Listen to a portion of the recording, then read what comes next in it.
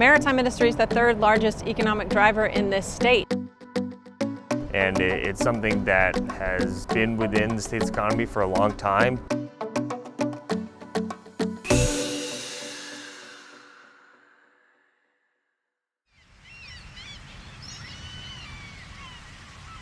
So when you think about maritime, aerospace, there are a number of industries, even today our general trades like electrical, welding and things like that. Kids are not being exposed to those things. Youth definitely have limited opportunities and awareness about careers in maritime. I actually had to tell them about it at school about maritime. I can't tell you how many times I've had conversations, people that drive across this bridge every day, and we are right underneath the Ballard Bridge, and they don't know that the maritime industry exists or what Seattle Maritime Academy even does. Maritime is not one of the more popular industries that people in high school are targeting.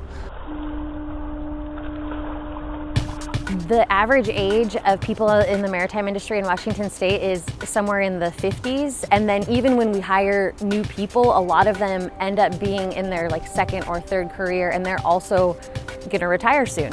And people don't know that there are good living wage jobs in the maritime industry with upward mobility. And it would really be a shame to see it age out, so to speak. If we stop having maritime workers, a whole industry is gonna die. And that's a huge impact to jobs, revenue for the state. I think actually it'll be catastrophic.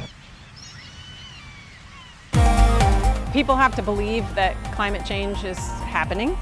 Climate change is real, and we have a lot of changes to make in maritime. Transporting goods over water is less of an impact to the climate than having it go over rail or trucks. Combating climate change is a huge opportunity for us to create all kinds of green jobs. As new technology comes up, we're going to have to create workers who can support that technology. When you talk about people of color being exposed to the maritime industry, it's non-existent in our communities. Equity is important, first of all, I think, to everything. We have to build schools, programs, initiatives, institutions that are welcoming and inclusive. The Pacific Northwest maritime industry is predominantly white male. So I think we do need to get in front of underserved populations in this industry. The most important thing is deciding who has defined the problem. Because the people who define the problem define the solution. One of the first things that they look for is, have those careers ever been held by people who look like them? And they look for those people as mentors, as leaders, and they seek them. How do you talk to girls of color about being in this industry as a person of color and as a woman? Everybody's talking about it. Everybody needs people. Here at the port, it is a definite theme to recruit more youth to join the maritime industry. As more and more gaps in personnel are happening and they need more and more people, they're gonna start talking about it more and more.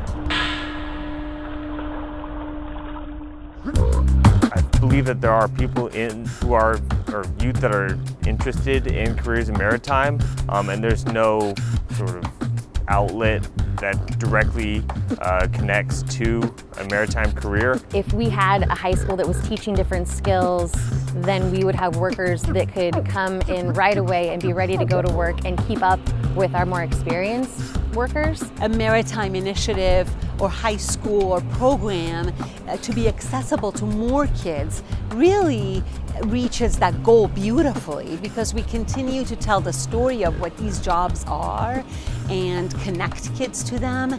The other side of that, though, is who is preparing the maritime industry for all of these people who we want to bring in. It's just like the tech industry and any other industry, it's not diverse.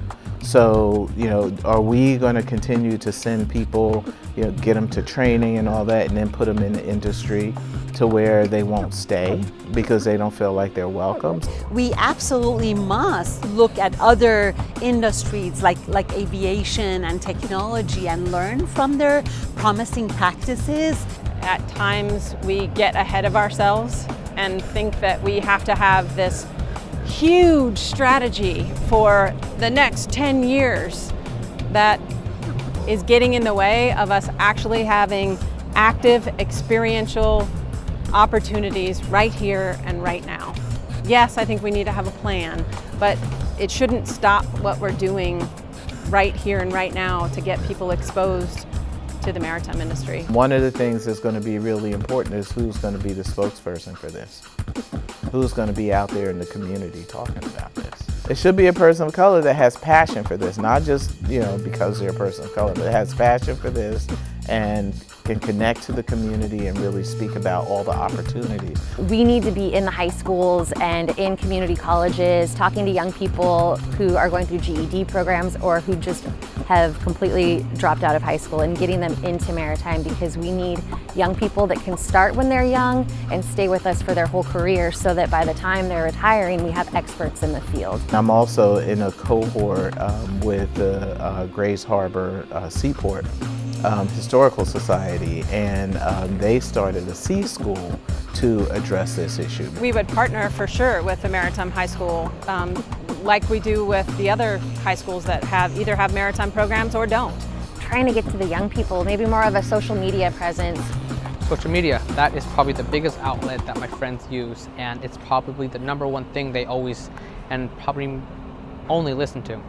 We accept over 100 high school interns and a lot of college interns every year, introduce them to the port-related jobs.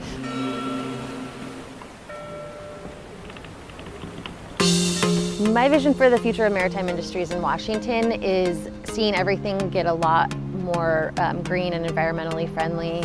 I hope that we become the #1 or #2 first and then #1 industry that's bringing in the most money and not just be the 3rd largest economic driver. To become an inclusive and diverse environment that is welcoming of people who've never had any information or access to these careers. Anyone can find something that they love in the maritime industry. It doesn't matter who you are, what level of education you are, there's something for everybody, especially women and people of color. They're just really good jobs that people can make a really good living with a pretty short amount of education to support their families for the rest of their lives. So there's a lot to talk about. This is not just a technical solution. This is a huge adaptive solution.